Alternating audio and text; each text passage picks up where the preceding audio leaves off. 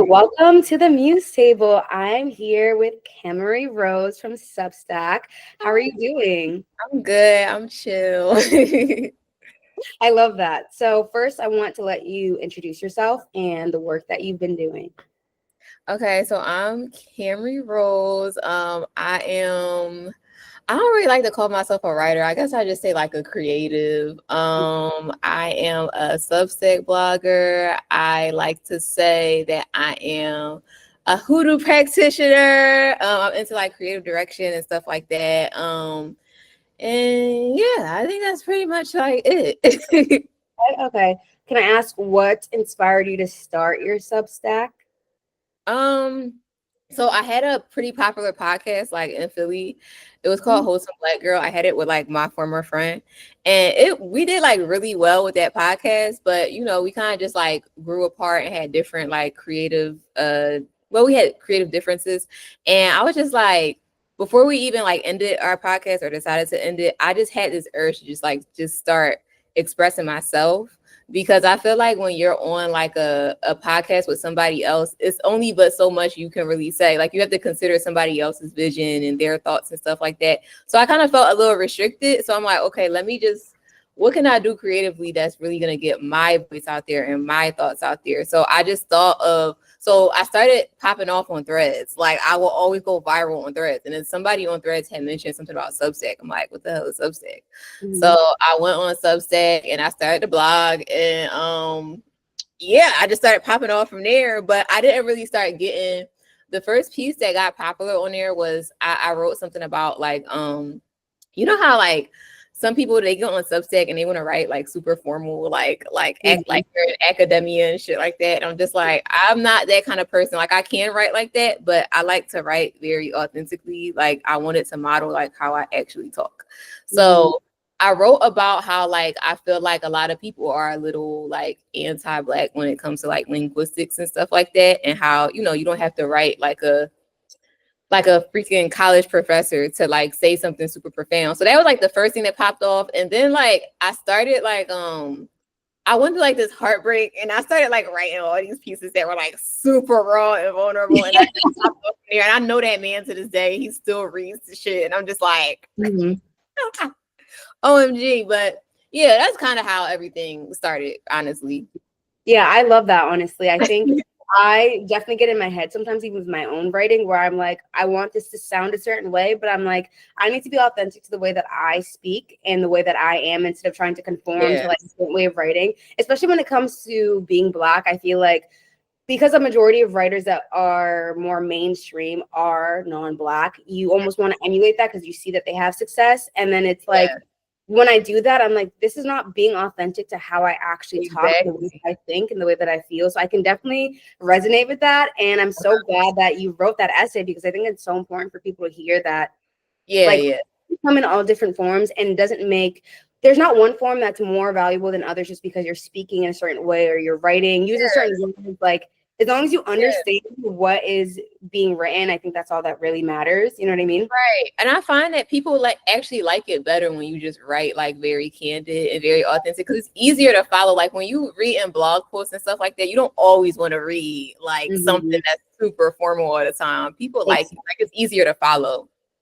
Yeah. And when you mentioned like writing really raw, real pieces about Heartbreak, I felt that because I definitely was doing that in my earlier Substack days, where I was going through it. And similar to you, like they definitely read that for sure. And that's like a little uncomfortable. And we'll talk a little bit about people. Substack, but that leads me to like my next question, because obviously Heartbreak can be a muse for you. What would you say now that I'm assuming you've shifted out of that Heartbreak? Who or what is your muse now?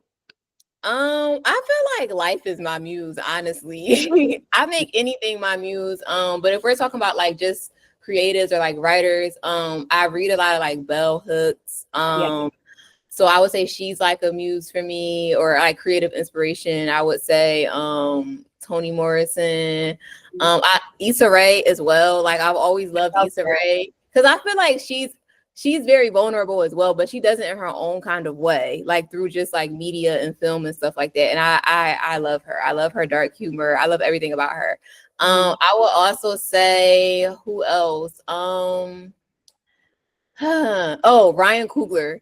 Oh, I love him. I love what he's doing in the realm of like just like Black fantasy and like just everything that he's doing. I love that. And I also really appreciate I don't know if you ever heard of Scotty Beam. sounds familiar. Yes, I love her. So she's like a podcaster, kind of like a creative. I love her. I appreciate her a lot and her vulnerability. Tracy Ellis Ross. Like, I don't know. It's a lot of people that I really enjoy, and Beyonce as well. I Beehive Love Dan. her as always. So that kind of leads me next to what your creative process looks like emotionally, practically, spiritually. What goes into that for you?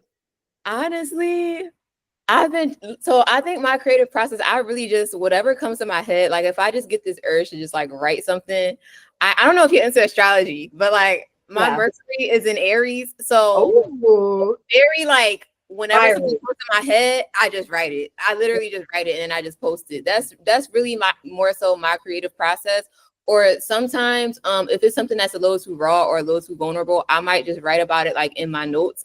And then like 2 months later, I'll probably circle back to it and be like, this would be like really interesting to like kind of post. Also like as far as like spiritually, I feel like for me, I get a lot of like channel messages through like dreams and like signs and synchronicities and stuff like that. And I feel like I pull from that and I kind of figure out what I want to write about based off of like the signs and the stuff that I'm getting. So I would say that's really more so my creative process. I love that. That's definitely very similar to me, where I'm like, if I just think something, I will just like write it down. But I think something that I'm getting better with it, but definitely struggled with a little bit was like just being super impulsive with it, where I'm like, things, having that real raw like emotion and wanting to just be like, oh, I'm gonna post it, and then I'll go back and I'll be like, why does the whole world my god, same. That's what, like one of my pieces. It's something that I wrote that went viral that like to this day, I hate the fact that it went viral, but I love it at the same time because I'm such a dramatic bitch. Like can I curse?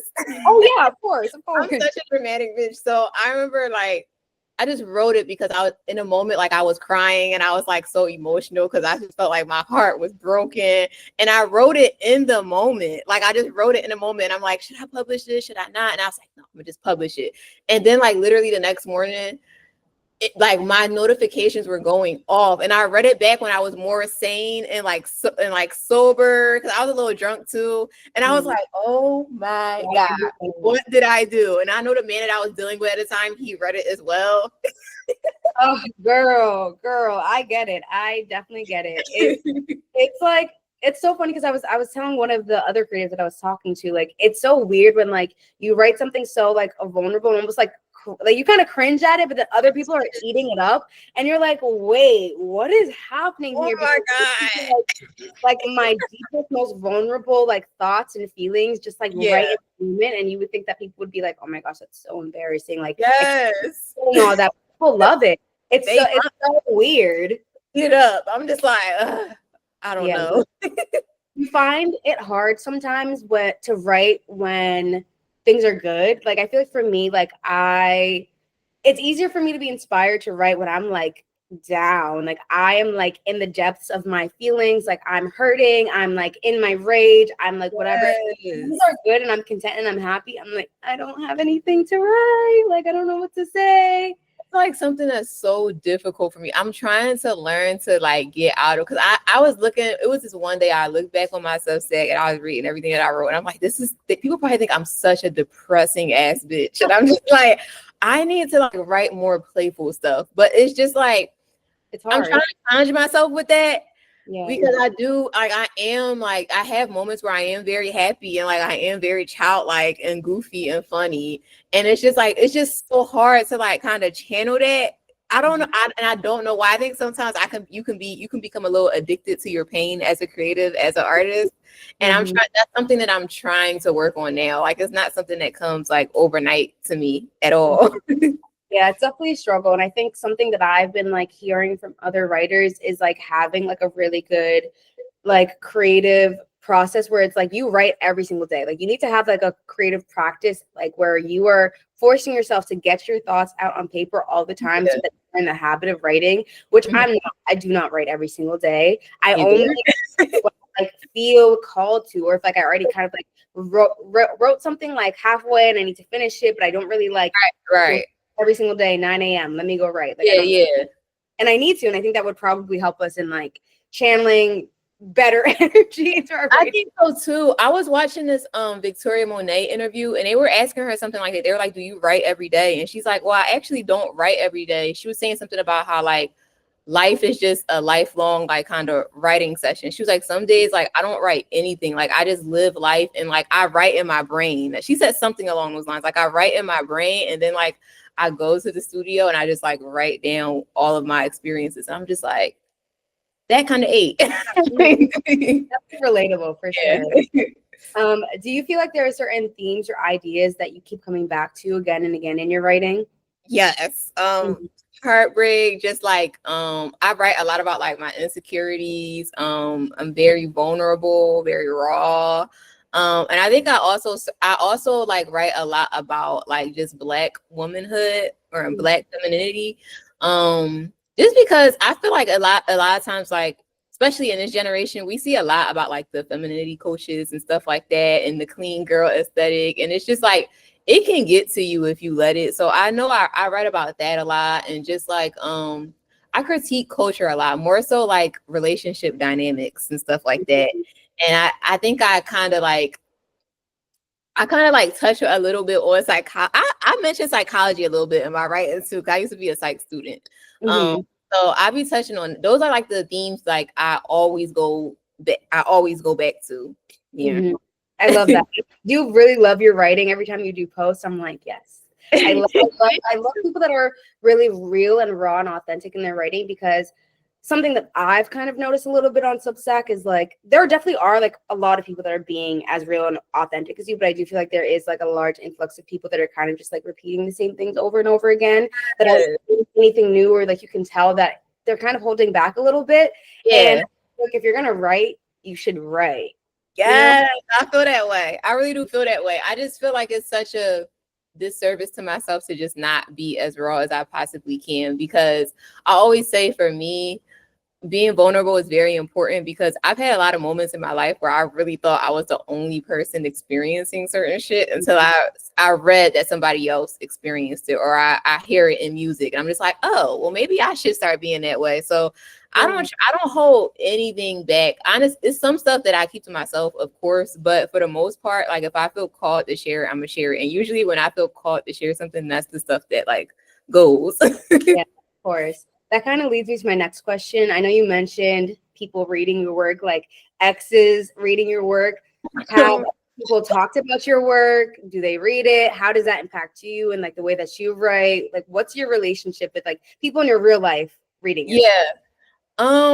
Sometimes I hate it, because I'm not gonna lie, I might be a little bit of a hypocrite in this, because as vulnerable as I am on Substack and stuff like that, like something that I've recently learned, it's hard for me to be vulnerable with like my friends. So like sometimes when my friends read certain stuff, they're like, well, bitch, I didn't even know you was going through that. I didn't know that this, that, and the third happened to you. You never told me. And it made me realize, I'm like, oh my God, I'm not even like, it's hard for me to be vulnerable with my friends. So it's just like, that's something that writing or just having this platform has taught me about myself. And then like, as far as like the exes or like the men that I deal with, I don't really give a fuck. They read. I don't be caring. I just don't care. Like it was actually one guy I was dealing with, and I feel bad, because it's just like I realized that it was really just a bunch of miscommunication, but I still had to honor how I felt in that moment. And I don't think that he necessarily felt away. I remember he was telling me something about like, you know, that's the beauty of just being a creative and just writing. Like you're just writing, you're capturing a moment, like a camera, like a picture, basically. So yeah. Yeah, it definitely is hard. And I can relate to not being as vulnerable in your real life. I think that's something that I also very recently had to deal with, because someone that in my life told me like, bro, like Janice, you're not vulnerable at all. Like I know. In my head, I think that I am. And then all the stuff that I read about, nobody in my real life knows that I think that until they read my Substack. And I'm like, Oh I my don't God, know. same. They're just like, girl, like it's like my friend was telling me, I feel like I'm reading somebody completely different when I read your work. She's like, I love it. It's beautiful. She's like, but you don't tell me these things. And that really made me realize that like I am not vulnerable in my friendships, like whatsoever. I'm not. Because it's like, I feel like it takes a level of intimacy and vulnerability to like really bare yourself to another person, especially with your friends, where it's like, Yeah, it's hard because it's like you want your friendships to be like fun and exciting and like light, and it's like writing can be very intense and deep and yeah, dark, and it's like sometimes you don't want to bring that into your relationship, so it can be for hard. sure. For But sure. I think what I'm learning about friendships and just relationships in general is that like in order to like really have real authentic relationships is to incorporate all of that. Like we can't just be light all the time. Like they have to be there with us through the dark as well. And I'm definitely a hypocrite. I'm saying this and I don't tell my friends anything. I'm the same way. I find that I'm a hypocrite a lot in a lot of the things that I write, but I be feeling like every creative is a little bit of a hypocrite. Like all of us are. Like I'm definitely a walking contradiction. I'm a hypocrite. I don't even always take my own advice. So sometimes when like people are just like, oh my God, like what you said or what you wrote, which is so profound, I'm just like, I'm happy it landed for you because I don't even follow this. That's so real. I read some of my stuff and I'm like, what are you talking about? But other people, oh my God, I love this. Like this really touched my soul. And I'm like, girl, I was just mumbling, honestly. That's so real. Do you ever feel like there's a pressure to share more than you want to? And like how do you decide like what stays private and what you share? I don't ever feel like it's a pressure. No, I don't feel like there's any pressure on me. Not from other people. Maybe I think sometimes I do put it on myself. I put pressure on myself to continue to be vulnerable, I guess, because that's kind of how I like started out. So I be feeling like every piece that you write, it has to be vulnerable. It has to be like super raw and gritty. As far as deciding like what needs to be shared and what doesn't need to be shared, what I do is like, I don't be lying, but I think sometimes like I don't get into like the details of things. Like I'll share something. It might seem super deep that I'm sharing, but it's like very surface level compared to what the actual situation is. So I definitely just like leave like a lot of big details out because it's just like nobody needs to know that. All y'all need to know is like my point and what I'm trying to say to y'all. That's it. So that's really what I do. Yeah, and I can definitely relate to that as well. Like I definitely give a lot, but I can't give everything because again, like you were saying, like people in our real life read that. And I'm like, I don't want you guys connecting dots. I don't want people things together and then I'm questions. Like, let's just keep it what you need to know. And that's it. Exactly. And I feel like sometimes like you can't share everything because I feel like sometimes you can pick up other people's energy, even through the internet, like through social media. Like people are like, I just can't do it. Yeah, no, I get it. Yeah. And your Substack has grown a lot. You're about like 5,000 subscribers and growing. Yeah. How are you feeling about that growth and having so many eyes on your work? I'm not gonna lie, that shit is like that shit scary. Like I like the more and more it goes up, the less I want to post, and that's something I'm trying to work through. I'm trying to work on being seen, and I'm trying to work on like embracing my power and really just tapping into my creativity. But I'm not gonna lie, it is scary because I just feel like the more popular you get.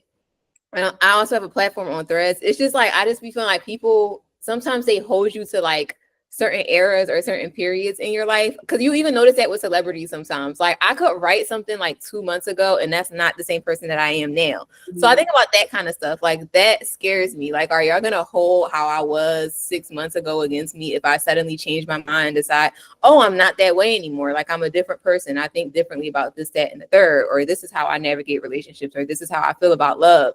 Like I think about that all of the time, and it does give me anxiety, but at the same time, I do appreciate the fact that my platform is growing. It gives me it gives me a lot of confidence. I like knowing that I'm touching other people, but it is nerve-wracking at the same time. Yeah, completely understandable. What kind of feedback do you feel like you get from your audience? Is it mostly positive? Is it negative? And like, how do you deal with that?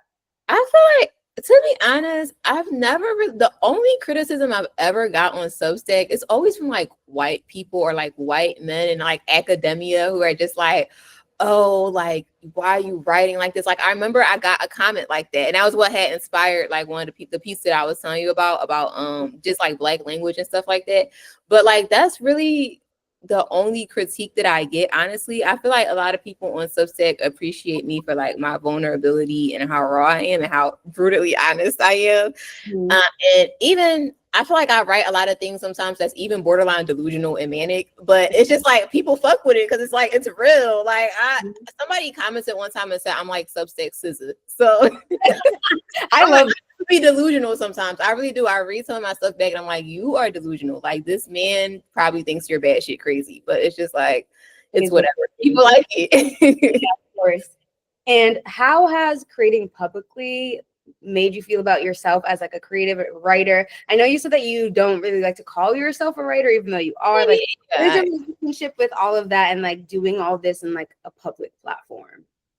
Um, it's scary. Like I have a love-hate relationship with it. Like I love it, but I hate it because then I be feeling like I don't know. I love it because I didn't always feel like I necessarily had a voice. Like I grew up in a household that was like very much so like conservative and like I don't know, like it wasn't really a space for me to really like share my voice. So having this platform now, it's definitely like vindicating for me. It's definitely validating for me.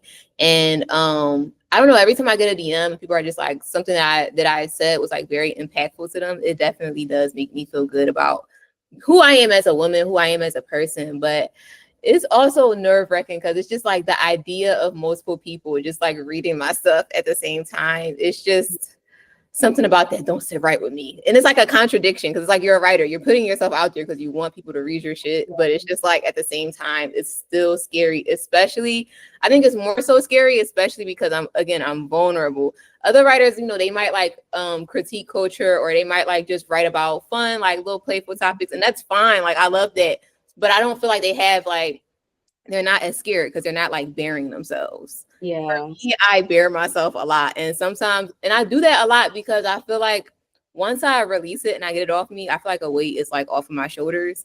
Yeah. And yeah, I really do. I think that's why like I don't want to say I'm addicted to vulnerability, but that's why I do it, because it's like I be feeling good. Like once it's off of me, it's off of me. But Yeah. it's very nerve-wracking. It's scary. Mhm. I handle it more so by just like I try to like journal my feelings, or I take breaks sometimes because it's just like it can be too much. So as of recently, I haven't been posting too much on like my Love Kamory blog, Mhm. because I just you just need space sometimes. And I also try to handle it by just being more tapping into my inner child, and just like I've been watching like a shit ton of like Disney movies lately, like just doing more playful stuff. So Yeah. yeah. I think it's important to tap into the things that you liked and were interested in as a child. I feel like that also has been helping me to like Mhm. be re-inspired. I feel like when you get older and you become an adult, like it's so easy to be like, I'm an adult, I have to like adult things. And it's like at the end of the day, like we're human beings. Like who you Yeah. were when you were 5 is kind of still who you are at 25 or 35 or 45. That's It's still cool. true. So you have Mhm. to think that and like do things that make you feel happy, make you feel joy, and make you feel creative. And if that means watching Moana 10 times, then Yes. I have to do that. I frequently find myself going back to the things that I enjoyed as a kid. I remember I had a therapy session and my therapist said something like, usually like what you liked as a child, like that can like serve as like hints to who you are now as an adult. So I really started thinking about what I did as a kid. Like I loved Disney. I loved cartoons. I love just like I love drawing and painting, even though I don't know how to paint at all. Like I just love to do it. So that's what I'm that's the era that I'm in right now. Like I'm just trying to be more childlike, like not so serious and stuff. it's very important. Mhm. What has surprised you or challenged you the most about sustaining this platform? Honestly, like the amounts of people that say that like I'm saying like impactful stuff. Like to Mhm. me, when I write stuff, it's so crazy to me. I never think I'm saying anything profound. Like I always just wanted a space to just share my thoughts.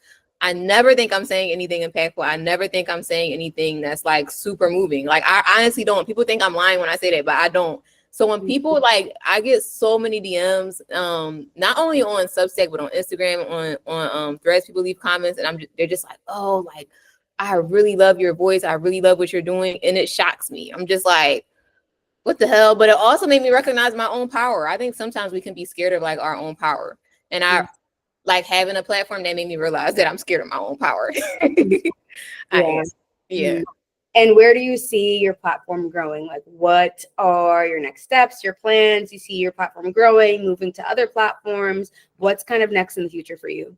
Okay, so right now I did launch like a second blog. It's called For Josephine. It's like in honor of like my grandmother, who was a Gullah Geechee woman. She was like a hoodoo practitioner. She was into astrology, and I'm that way now. So basically that blog is really I'm trying to spotlight like a lot of Black mystics and get their point of views on things like that.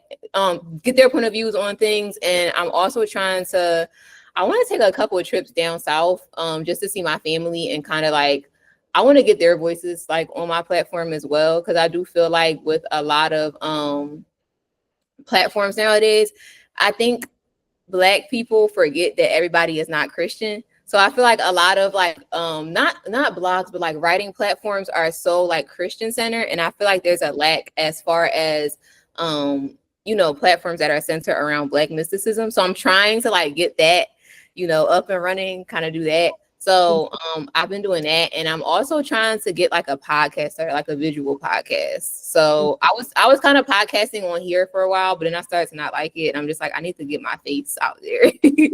So I'm trying to do that. As far as like my main blog, I don't even know. I haven't thought about that. I don't know what I want to do with it. I'm still thinking about that, but all I can say is like I just hope to, my goal by the end of the summer is to at least get like 6K. Like that's as far as that blog, but yeah. That's all really exciting. I think it's important to highlight other types of Black people, like you were saying, like the Black space overall can be very religious, very Christian, very conservative, and kind of step outside of that box, it can be very, very isolating. And that's kind of like the era that I'm in, where I have been deconstructing, and I'm like identifying as not religious anymore, especially because I'm African as well. So it's like that's even more like difficult. I think it's so important for Black people to see that not everyone is Christian, and that there's so many ways to be Black. So I'm very, very, very excited to see that, and I will definitely be tuning in on all of that for sure. Thank you. Okay, so final question. If you could tell your younger creative self one thing, what would it be? Ooh, if I could tell my younger creative self one thing, what would it be? I would say to just go with the flow and to not try to be in control of like everything all the time. Cause I feel like sometimes I do have as far as my creative process, like I know I said I go with the flow now, but I feel like younger me, like it wasn't like that. Like I used to try to like, everything had to be like very structured, like very routine. And I felt like that kind of stifled my creativity. So I would say go with the flow, do what feels right for you, release when you want to release. I would say that. I love that. Thank you so much, Kamory. I love this conversation, and I'm so glad that we had the time to talk. And I will drop all of your socials in the conversation. Okay. And yeah, thank you again. Thank you.